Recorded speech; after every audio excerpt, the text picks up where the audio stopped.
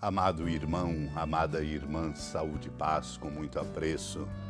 A palavra de Deus que vamos proclamar venha como uma chuva fecundando nosso interior, para que, abertos à palavra santa de Deus, possamos fazer de nosso coração uma fonte de sabedoria para conduzirmos a nossa vida. E a palavra nos dá esta possibilidade porque ela tem esta propriedade. Por isso aqui estamos contentes e sempre esperançosos ao redor dela, nossa mãe, a amada Mãe Maria, que nos ajuda a compreender que a força da palavra de Deus nos interpela e toca o mais profundo do nosso coração.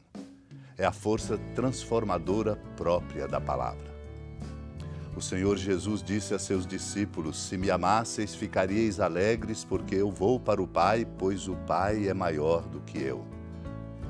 Mas os mesmos ouvidos que tantas vezes o ouviram dizer: eu e o Pai somos um, e quem me vê, vê o Pai, entendem aquela expressão não como indicando qualquer diferença na divindade, não a tomam como se referindo à essência, que sabem ser coeterna ao Pai e da mesma natureza que a dele.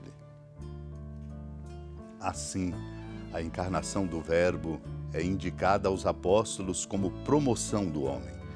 Eles que estavam perturbados com a anunciada partida do Senhor são despertados para a posse da alegria eterna com o aumento da glória.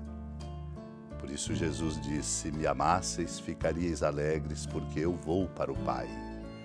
Jesus quer dizer: se visseis com pleno conhecimento a glória que obtendes pelo fato de eu, Deus eterno, ter assumido a forma de servo, de certo ficaríeis alegres, porque eu vou para o Pai. Jesus quer dizer: se visseis com pleno conhecimento a glória que obtendes pelo fato de eu, Deus eterno, ter assumido a forma de servo, de certo ficaríeis alegres, porque eu vou para o Pai, para dizer: esta é a razão. É a vossa ascensão que se torna realidade. Vossa humildade é exaltada em mim acima de todos os céus para ser colocada à direita do Pai. E eu, diz ele, que sou juntamente com o Pai aquilo que o Pai é, permaneço inseparável daquele que me gerou. Por isso, vindo até vós, não me afasto dele, nem vos abandono ao retornar para ele. E para nós vem a esperança: alegrai-vos, porque eu vou para o Pai, pois o Pai é maior do que eu. Uni-me a vós, diz o Senhor, e tornei-me filho do homem, para que vos pudesseis tornar filhos de Deus. Naquele tempo disse Jesus aos seus discípulos: agora parto para aquele que me enviou, e nenhum de vós me pergunta: para onde vais? Mas porque vos disse isto, a tristeza encheu os vossos corações. No entanto, eu vos digo a verdade: é bom para vós que eu parta. Se eu não for, não virá até vós o defensor. Mas se eu me for, eu vos-lo mandarei. E quando vier, ele demonstrará ao mundo em que consistem o pecado, a justiça e o julgamento. O pecado, porque não acreditaram em mim. Justiça, porque vou para o Pai, de modo que não mais me vereis. E o julgamento, porque o chefe deste mundo já está condenado. Amado e amada de Deus, o Senhor conversa com seus discípulos com proximidade, com intimidade, para nos mostrar que precisamos cultivar esta proximidade e esta intimidade com Ele, para escutar a sua palavra e compreender que Ele não nos abandona, que Ele está sempre conosco, mesmo na invisibilidade, mesmo quando não tocamos, como é mais fácil para nós sentirmos que dominamos. Por isso ele diz: parto para aquele que me enviou, e nenhum de vós me pergunta: para onde vais? O Senhor quer que perguntemos: para onde vais? Para compreendermos qual é a nossa fonte, onde é que nós temos que colocar o nosso olhar e o nosso coração. Os discípulos, Jesus constata, ficaram tristes, porque se sentiriam, é claro, abandonados. Uma grande tristeza tomou conta do coração deles. E é verdade, quando nós não sentimos a presença de Deus, o nosso coração se enche de tristeza e tudo desanda na nossa vida. Por isso o Senhor diz, consolando-os: é bom para vós que eu parta. Se eu não for, não virá até vós o defensor. Mas se eu for, eu vos-lo mandarei. E quando vier, ele demonstrará ao mundo em que consistem o pecado, a justiça e o julgamento. O defensor virá para nos mostrar que o pecado é não acreditar nele, no Filho do Homem, e não seguir os seus passos. E que a justiça é exatamente esta volta dele para o Pai, para garantir a nós que temos uma fonte, temos uma retaguarda. E o julgamento, porque o chefe deste mundo já está condenado. Deus vencerá sempre.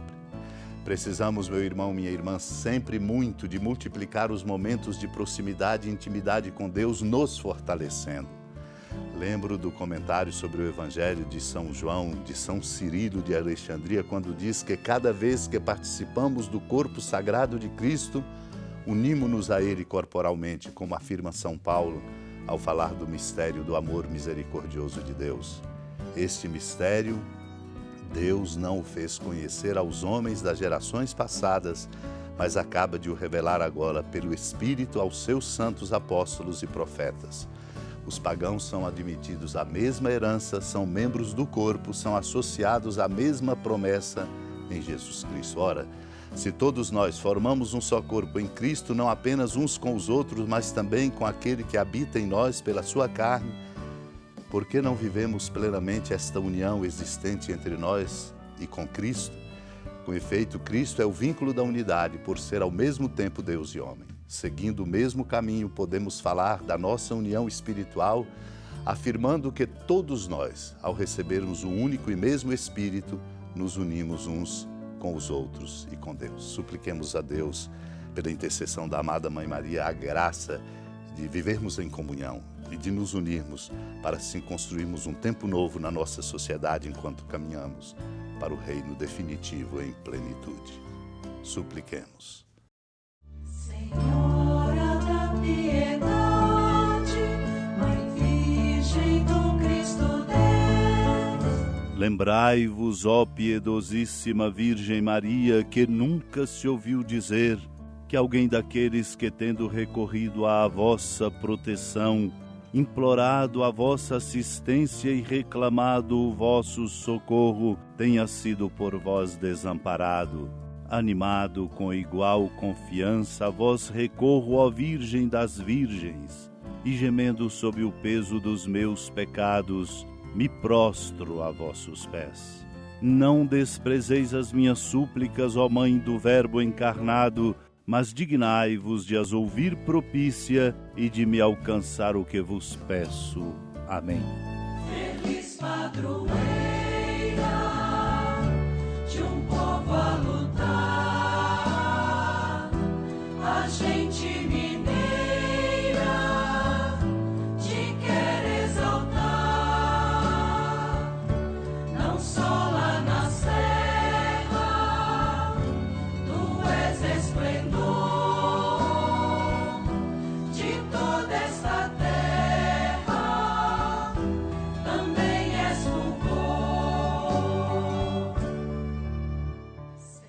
Amado irmão, amada irmã, com alegria do Santuário Basílica da Padroeira do Estado de Minas Gerais, a Senhora da Piedade, que da sua casa de clemência e bondade nos acompanha e nos abençoa, do alto da serra, magnífica arquitetura divina, a bênção de Deus, amor misericordioso. Pai, Filho e Espírito Santo desça sobre sua família, proteja sua casa, sustente sua vida, fecunde o caminho missionário de nossa igreja, nos encha de sabedoria e permaneça conosco para sempre. Amém. Feliz padroeira